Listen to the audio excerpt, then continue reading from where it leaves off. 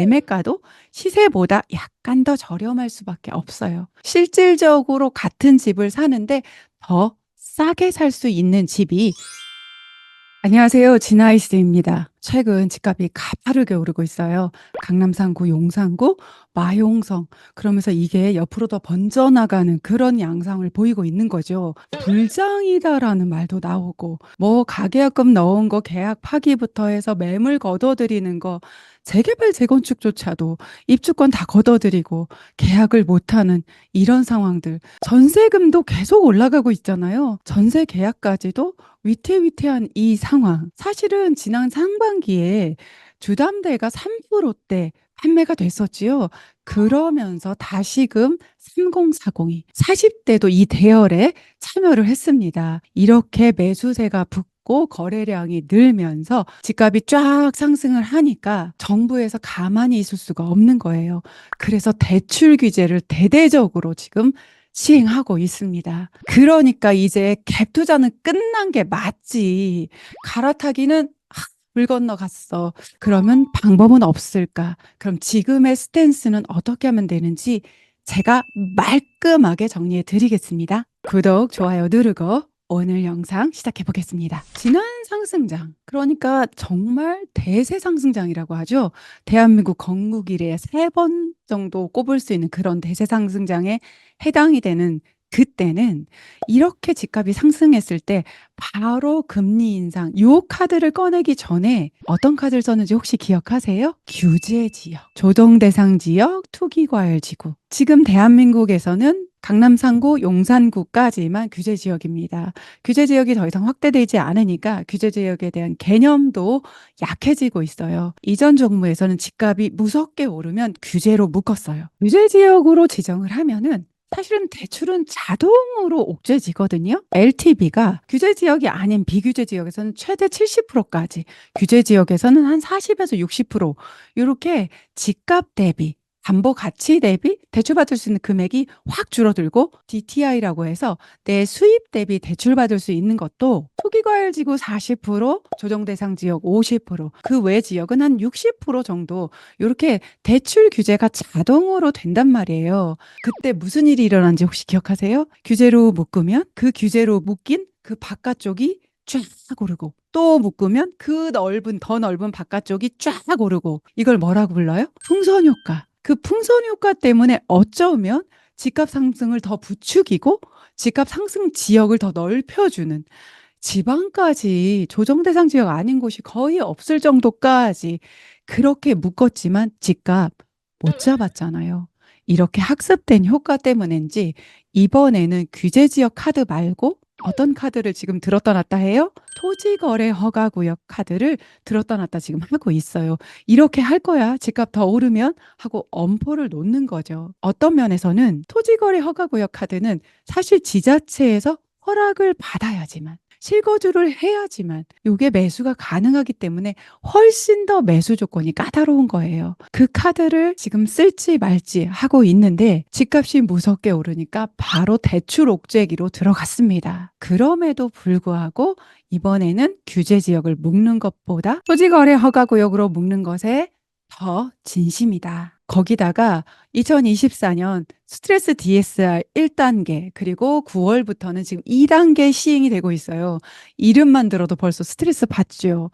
가장 쉽게 이것을 설명해 보면, 미래 금리가 인상될 것을 미리 반영을 해서 일정 수준으로 스트레스 금리를 적용을 하는 거예요. 일반 DSR보다 뭐 대출 이자도 더 높아지고 대출받을 수 있는 금액은 줄어드는 거죠. 여기 지금 표에 올려드린 걸 보시는 것처럼 전체적으로 대출받을 수 있는 금액이 줄어드는 게 보이시죠? 이렇게 스트레스 DSR을 이해하시면 됩니다.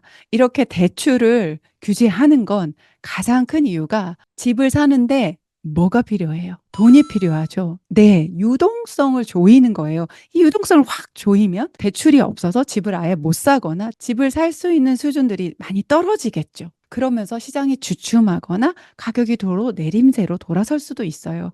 정부에서 원하는 게 바로 그 현상입니다.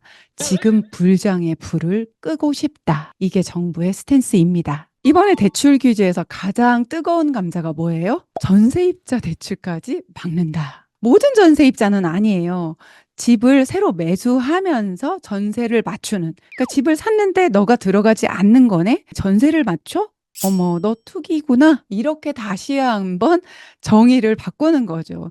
이게 그때마다 바뀌어요. 그래서 내가 1주택 가지고 있지만 지금 내가 살고 있는 집은 뭐 아이 학교나 직장 문제 때문에 당장 매도할 수가 없고, 내가 매수하는 집은 보통은 더 상급지, 더 좋은 집이죠. 우선 지금 돈이 있을 때 사뒀다가 이후에 들어갈 생각으로 집을 사두는 거. 그래서 당장은 입주를 못하는, 안 하는 것일 수도 있고요. 그런 경우를 싹 다 투자, 투기로 보는 거죠. 그래서 그런 집에 전세 들어가는 대출은 삑 해주겠다. 요런 겁니다. 그래서 갭을 끼고 전세 끼고 매매를 원천 차단하겠다는 거죠. 그럼 여기서 지나이스 솔루션 첫 번째, 갈아타기는 딱 요렇게 하세요. 지금 갈아타기를 못하는 거 아닌가? 아니, 내가 전세를 맞춰야 되는데 내가 살려는 집이 조금 좋은 지역이기 때문에 전세가도 꽤 높단 말이에요. 가격 자체가. 그럼 대출을 보통 받고 전세입자가 대출을 받고 들어오거든요. 그런데 전세 대출을 안 해주면 누가 들어오겠냐고요. 그럼 생각을 조금만 전환을 해보시면 전세가 이미 맞추어진 집을 매수를 하면 돼요. 보통은 전세가 맞춰 있는 경우 전세금이 지금 시중 전세값보다 조금 더 저렴할 때가 있어요. 그래서 내 돈이 더 많이 들어가겠네? 그런 관점도 있지만 보통은 매매가도 시세보다 약간 더 저렴할 수밖에 없어요. 실질적으로 같은 집을 사는데 더 싸게 살 수 있는 집이 이미 전세가 맞춰 있는 집이에요. 그래서 내가 자금이 허락한다면 내가 그동안 째려보고 있던, 내가 저 정도 상급지로 가고 싶어. 우리 아이 중학교 가기 전에 사놨다가 중학교 입학할 때쯤, 6학년 때쯤에 이사 가면 딱 좋겠어. 요렇게 찜해놓은 지역과 아파트가 있다면 이미 전세가 맞춰진 집 위주로 한번 검토를 해보시고 임장도 가보세요. 그러면 장점이 뭐예요?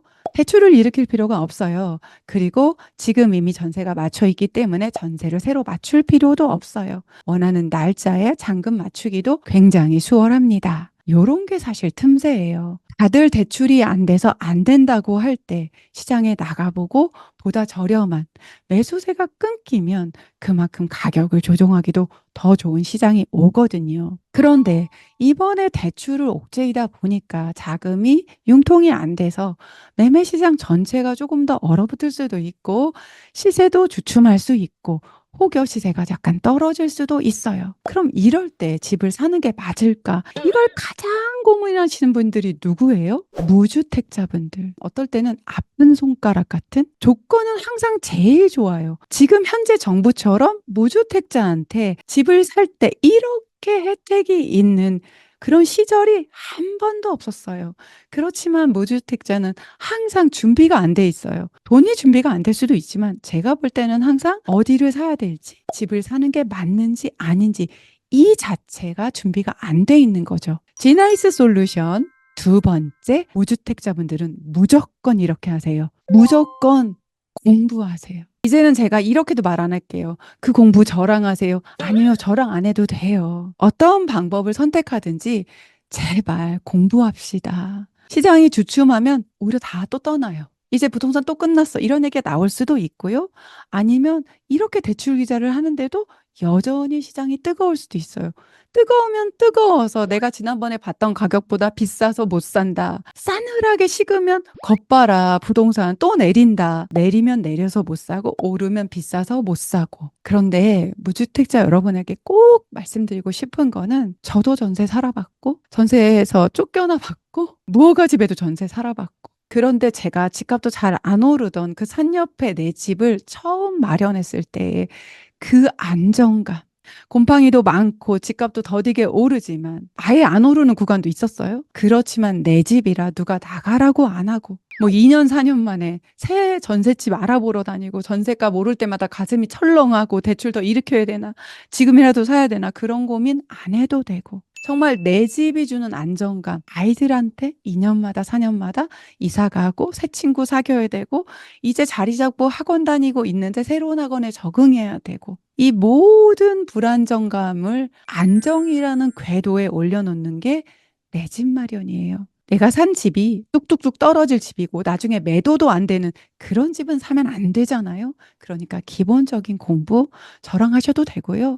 책을 보셔도 되고 뭐 제 책 여기도 지금 나와 있지만 제 책 보셔도 되고요. 제 책 안 보셔도 돼요. 내가 관심 있는 책 도서관 가서 쭉 부동산 책 뽑아 놓고 보셔도 되고 손쉽게 유튜브를 통해서 부동산 소식도 접하고 요즘 금리, 대출, 시장 돌아가는 거 요런 것들을 접하면서 배우자와 나와의 직장과 거리 그리고 내가 가용할 수 있는 자금들을 천천히 계산해 보고 내가 매수할 수 있는 집의 금액까지 뽑아 보고 그리고 우리 아이 학교까지 고려한다면 내 집 마련 지금부터 공부하세요. 당장 계약해야 되는 거 아니에요. 그리고 그 공부에 제발 가족 모두 하고 임장도 가보세요. 내가 살고 싶은 동네에 아이도 데리고 가서 놀이터에도 가보고 그 인근에 학원가도 좀 들러보고 학원 상담도 한번 받아보세요. 학군지라면. 그리고 카페 들려서 음료도 마셔보고 맛있는 밥집에 들려서 맛있는 식사도 한번 해보면서 우리 이 동네로 한번 이사 올까? 아이 의견도 물어보고 배우자 의견도 물어보면서 그렇게 꿈을 가지면